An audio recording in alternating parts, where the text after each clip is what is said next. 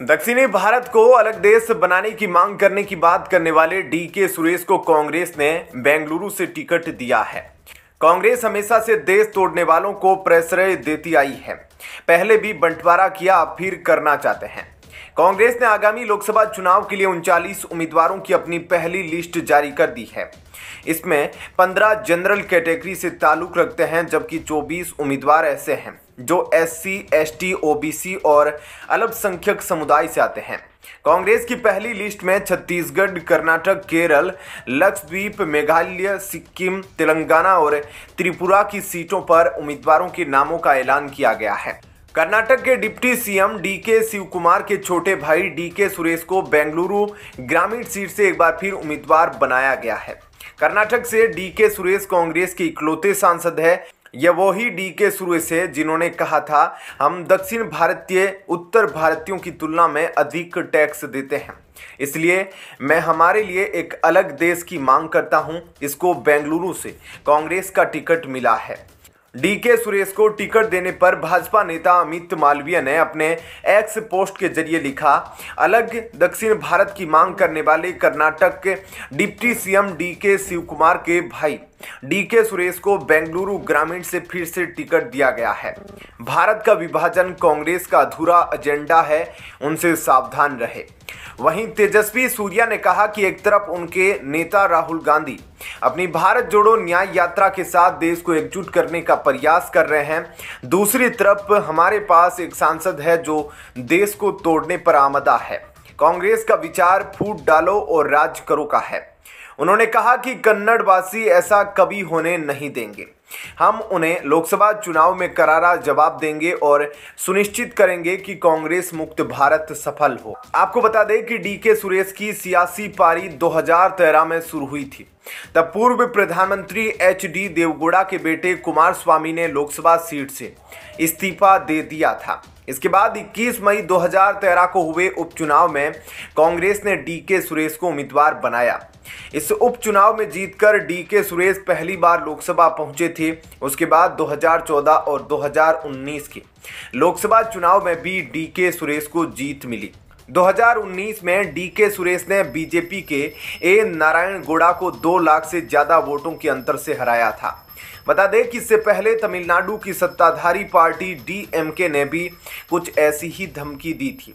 DMK के सांसद A राजा ने केंद्र को चेतावनी देते हुए कहा था कि केंद्र सरकार तमिलनाडु को और अधिकार दे, वरना अगला स्टेज अलग राष्ट्र के लिए लड़ाई होगा। राजा ने प्रधानमंत्री नरेंद्र मोदी और गृह मंत्री अमित शाह को संबोधित करते हुए यह बात कही थी। DMK सांसद ने कहा था, मैं PM मोदी और गृह मंत्री अमित शाह से विनम्रता से कह रहा हूं कि हमारे मुख्यमंत्री अन्ना पूर्व मुख्यमंत्री और DMK के संस्थापक के रास्ते पर चल रहे हैं।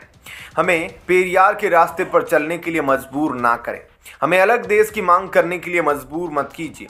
हमारे राज्य को स्वायत्तता दीजिए और इसे पाने तक हम चुप नहीं बैठेंगे। ऐसे में क्या कहना है आपका? कमेंट सेक्शन में अपनी राय जरूर दीजिएगा। जय हिंद, जय भारत। लोकसभा चुनाव को देखते हुए अपना दल पार्टी की नेता और केंद्रीय मंत्री अनुप्रिया पटेल को Z श्रेणी की सुरक्षा मिली है। गृह मंत्रालय की तरफ से यह निर्णय लिया गया है। केंद्र सरकार में मंत्री अनुप्रिया पटेल को Y+ श्रेणी की सुरक्षा मिली हुई थी। लोकसभा चुनाव को देखकर गृह मंत्रालय ने उनकी सुरक्षा बढ़ाने का निर्णय लिया है। Z श्रेणी की सुरक्षा में 4 से 6 NSG कमांडो मिलते हैं। उसके अलावा 22 सुरक्षा कर्मियों का एक घेरा भी सुरक्षा में मौजूद रहता है। गौरतलब है कि अनुप्रिया पटेल अपना दल सोनेलाल की राष्ट्रीय अध्यक्ष है। अपना दल NDA का हिस्सा है। 2019 लोकसभा चुनाव में अपना दल को 2 सीटें मिली थी और दोनों पर जीत हासिल हुई थी। 2024 चुनाव के लिए भी चर्चा चल रही है कि अपना दल को एक बार फिर से 2 सीटें दी जा सकती है। अपना दल के पास अभी मिर्जापुर और सोनभद्र लोकसभा सीट है। संभावना जताई जा रही है कि यह दोनों सीटें एक बार फिर अनुप्रिया के खाते में जा सकती हैं। Z श्रेणी देश की तीसरी सबसे ऊंची सुरक्षा श्रेणी होती है। इसमें कमांडो और पुलिस कर्मियों के साथ 22 कर्मी शामिल होते हैं। Z श्रेणी के तहत एक निजी व्यक्ति सुरक्षा कवर के लिए भुगतान करता है। बता दें कि बाबा रामदेव और अभिनेता आमिर खान को Z श्रेणी की सुरक्षा दी गई है। अनुप्रिया पटेल लोकसभा सांसद है। 2014 के चुनाव में अनुप्रिया ने उत्तर प्रदेश की मिर्जापुर सीट से अपना दल से चुनाव लड़ा था। अनुप्रिया पटेल मोदी सरकार की सबसे युवा मंत्री है और वह वाणिज्य और उद्योग मंत्रालय में राज्य मंत्री है। अनुप्रिया 2016 से 2019 तक भारत सरकार के स्वास्थ्य और परिवार कल्याण मंत्रालय में राज्य मंत्री थी। अनुप्रिया पटेल अपना दल की राष्ट्रीय अध्यक्ष है और उन्हें पार्टी ने सितंबर 2019 में अपना राष्ट्रीय अध्यक्ष चुना था। इनके पिता यस्काई डॉक्टर सोनेलाल पटेल अपना दल के संस्थापक थे। इनकी माता का नाम श्रीमती कृष्णा पटेल है। 2012 में अनुप्रिया पटेल उत्तर प्रदेश विधानसभा की सदस्य चुनी गई। अनुप्रिया पटेल की शिक्षा lady Shriram college for woman और छत्रपति साहूजी महाराज विश्वविद्यालय और कानपुर विश्वविद्यालय से हुई है। नरेंद्र मोदी सरकार में स्वास्थ्य राज्य मंत्री अनुप्रिया पटेल ने दिल्ली यूनिवर्सिटी से MBA किया हुआ है। अनुप्रिया पटेल के पति आशीष सिंह यूपी सरकार में कैबिनेट मंत्री है। मां कृष्णा सिंह और बहन पल्लवी पटेल से अदावत के चलते अनुप्रिया पटेल अक्सर चर्चा में बनी रहती है। लोकसभा चुनाव से पहले अनुप्रिया की सुरक्षा बढ़ाने के फैसले को लेकर चर्चा शुरू हो गई है। इसको सियासी नफा और नुकसान के एंगल से भी देखा जा रहा है। ऐसे में क्या कहना है आपका? कमेंट सेक्शन में अपनी राय जरूर दीजिएगा। जय हिंद, जय भारत। कांग्रेस के तमाम निर्देशों में महज एक ही व्यक्ति के दस्तखत होते हैं। लगता है मल्लिकार्जुन खड़गे साहब के हस्ताक्षर देखने को नहीं मिलेंगे। महज संगठन महासचिव मौज ले रहे हैं। पहले अहमद पटेल थे और अब KC वेणुगोपाल। कांग्रेस आखिर गांधी परिवार से आगे कब निकलेगी? भाजपा नेता शिवराज सिंह चौहान और कांग्रेस अध्यक्ष मल्लिकार्जुन खड़गे में बुधवार को तीखी बहस हुई। इस दौरान दोनों ने ही एक दूसरे पर हमला किया। कांग्रेस प्रमुख ने पूछा कि विधानसभा चुनाव के बाद चौहान को मध्य प्रदेश के मुख्यमंत्री पद से क्यों हटना पड़ा। दरअसल इससे पहले शिवराज सिंह चौहान ने कहा था कि खड़गे और राहुल गांधी महात्मा गांधी की इच्छा के अनुसार सबसे पुरानी पार्टी को भंग कर रहे हैं। भाजपा के नेता शिवराज सिंह चौहान और कांग्रेस के अध्यक्ष मल्लिकार्जुन खड़गे के बीच बुधवार को जुबानी जंग हुई, जब कांग्रेस नेता ने पूछा कि विधानसभा चुनाव के बाद उन्हें मध्य प्रदेश के मुख्यमंत्री पद से क्यों हटना पड़ा। कांग्रेस की भारत जोड़ो न्याय यात्रा के तहत मध्य प्रदेश में बदनावर में रैली को संबोधित करते हुए खड़गे ने चौहान के उस बयान का जिक्र किया कि खड़गे और राहुल गांधी महात्मा गांधी की इच्छा के अनुसार अपनी पार्टी को भंग कर रहे हैं। खड़गे ने कहा, शिवराज चौहान 15 दिन पहले गुलबर्गा आए थे। उन्होंने कहा कि खड़गे और राहुल गांधी कांग्रेस को नष्ट करने के लिए काम कर रहे हैं। लोगों ने मुझसे चौहान के बयान के बारे में पूछा।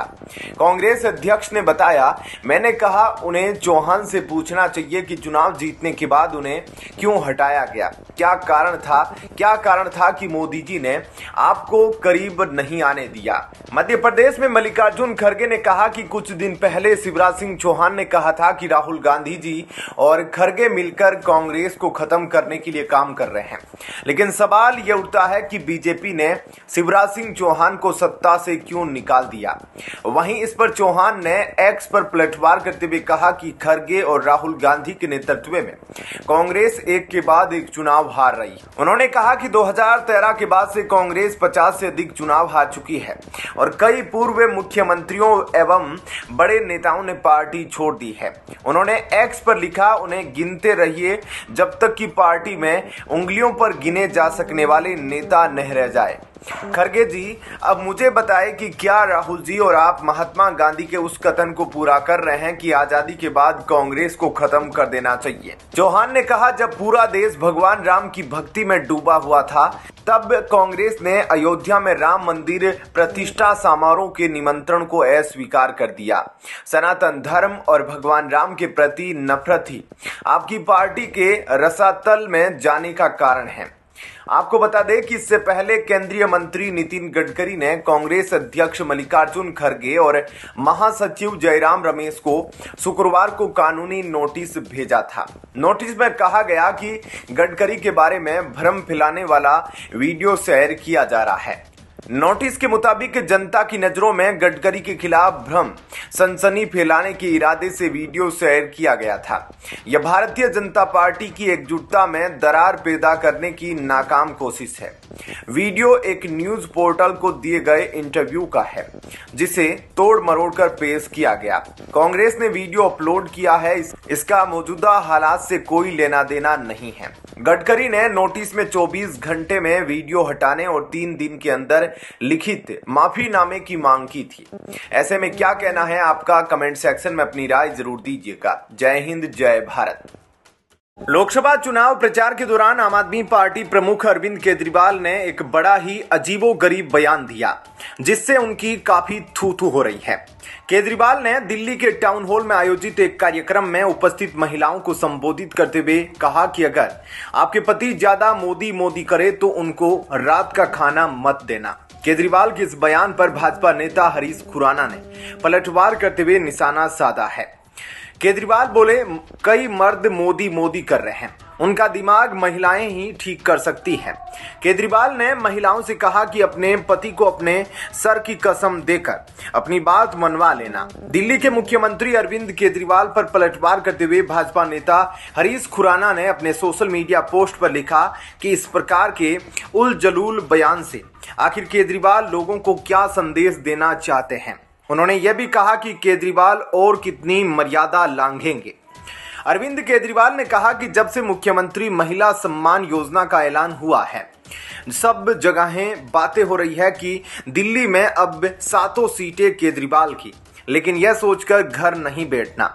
वह बहुत बदमाश है, क्या पता ईवीएम में कुछ कर रखा हो, लेकिन अगर उससे 10% वोट इधर उधर हो तो हमें 20% ज्यादा के लिए काम करना है।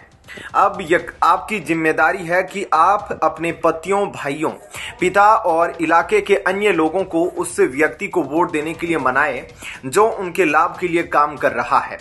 अगर आपका पति मोदी मोदी करे तो उसे रात का खाना मत देना और अपने सिर की कसम दे देना। इसके बाद हर पति को अपनी पत्नी की बात माननी पड़ेगी। गौरतलब है कि आम आदमी पार्टी की ओर से एक दिन पहले ही लोकसभा चुनाव के लिए प्रचार अभियान की शुरुआत की गई।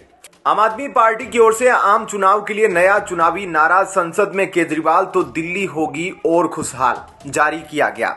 इस दौरान केजरीवाल ने कहा था कि मैं दिल्ली के हर परिवार का बेटा हूं, मैं दिल्ली के लिए अकेला लड़ रहा हूं। आम आदमी पार्टी के साथ सांसद होंगे तो वह दिल्ली के लिए लड़ेंगे। मुझे दिल्ली और दिल्ली को मेरी जरूरत है। आपको बता दें कि आम आदमी पार्टी और कांग्रेस गुजरात, दिल्ली, हरियाणा, गोवा और चंडीगढ़ में गठबंधन में चुनाव लड़ेगी। इस गठबंधन के तहत दिल्ली की 7 सीटों के लिए आम आदमी पार्टी 4 और कांग्रेस 3 प्रत्याशी उतारेगी। चंडीगढ़ लोकसभा सीट और गोवा की दोनों सीटों पर कांग्रेस प्रत्याशी उतारेगी, जबकि हरियाणा में 9 सीटों पर कांग्रेस को और 1 सीट पर आम आदमी पार्टी चुनाव लड़ेगी। वहीं गुजरात में आम आदमी पार्टी 2 सीटों और कांग्रेस 24 सीटों पर चुनाव लड़ेगी। इसके उलट पंजाब में आम आदमी पार्टी ने अकेले चुनाव लड़ने का फैसला किया है। ऐसे में क्या कहना है आपका? कमेंट सेक्शन में अपनी राय जरूर दीजिए। जय हिंद, जय भारत। आखिरकार जिस बात की कांग्रेस को आशंका थी वह सच साबित हुई और इंदौर से दोनों अरबपति कांग्रेस नेता संजय शुक्ला और विशाल पटेल बीजेपी में शामिल हो गए। इसकी शुरुआती खबर खुद शुक्ला ने अपने हितैषियों को फोन करके कुछ इस तरह से दी। जय श्री राम, आज शामिल हो रहा हूं बीजेपी में, भोपाल आ गया हूं। फिर आगे बताया कि उनके साथ विशाल पटेल भी है और यह भी सुरेश पंचौरी के नेतृत्व में शामिल हो रहे हैं।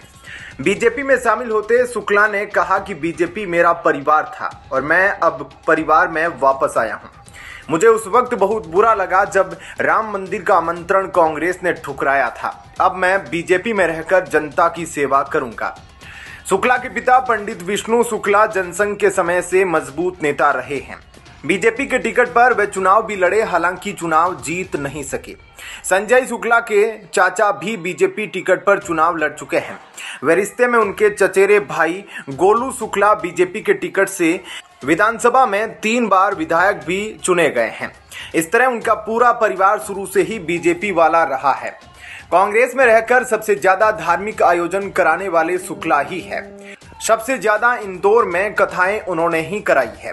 वे हर महीने अयोध्या काशी यात्रा भी कराते हैं। यानी कांग्रेस में रहकर भी बीजेपी की तरह काम करने की शैली शुरू से ही शुक्ला की रही है। संजय शुक्ला 200 करोड़ से अधिक संपत्ति के मालिक हैं, तो विशाल पटेल 140 करोड़ की संपत्ति के मालिक है। शुक्ला 2018 में इंदौर विधानसभा 1 से विधायक रहे और इसी समय में विशाल पटेल भी देपालपुर से विधायक रहे। इस बार दोनों चुनाव हार गए थे। इनके नाम लोकसभा प्रत्याशी के तौर पर भी चल रहे थे, हालांकि दोनों ही मना कर चुके थे। शुक्ला का इंदौर 1 में अपना जनाधार था, वहीं विशाल पटेल का देपालपुर में। इनके जाने से लोकसभा में बीजेपी की लीड बढ़ना तय है। शुक्ला के लिए जुलाई 2022 से ही बीजेपी में शामिल होने के कयास लगाए जा रहे थे, जब महापौर चुनाव हो रहे थे और वे कांग्रेस प्रत्याशी बने थे, लेकिन बात जम नहीं पाई। फिर विधानसभा चुनाव के समय कैलाश विजयवर्गीय की ओर से कई बार ऑफर हुए, लेकिन कांग्रेस सरकार बनने की उम्मीद में वे बीजेपी में नहीं गए। उस समय उन्हें विधानसभा 1 या 3 नंबर से टिकट का ऑफर था। कमलनाथ का जब बीजेपी में जाने की सुगबुगाहट तेज हुई, तब भी दोनों के ही नाम बीजेपी में जाने की चर्चा चली, लेकिन मामला फिर कयास तक ही सीमित रहा। जब कमलनाथ नहीं गए तो फिर दोनों के ही रास्ते उस समय बंद हो गए। पचौरी के प्रदेशाध्यक्ष रहते हुए शुक्ला को पहली बार विधानसभा टिकट मिला था। शुक्ला पचौरी के कट्टर समर्थक हैं। अब जब पचौरी जा रहे हैं तो उन्होंने अपने साथ वालों को भी ले लिया। शुक्ला और विशाल पटेल के बहुत अच्छे संबंध हैं। शुक्ला की पत्नी विशाल को राखी बांधती है, वहीं दोनों के कारोबारी संबंध भी बेहतर है। वहीं विशाल भी इस बार देपालपुर में जीत के लिए आश्वस्त थे, लेकिन उन्हें लगता है कि अंदरूनी पार्टी के कुछ लोगों ने चोट करके उन्हें हरवाया, इसलिए वह भी शुक्ला के साथ बीजेपी में जा रहे हैं। क्या कहना है आपका? कमेंट सेक्शन में अपनी राय जरूर दीजिएगा। जय हिंद, जय भारत।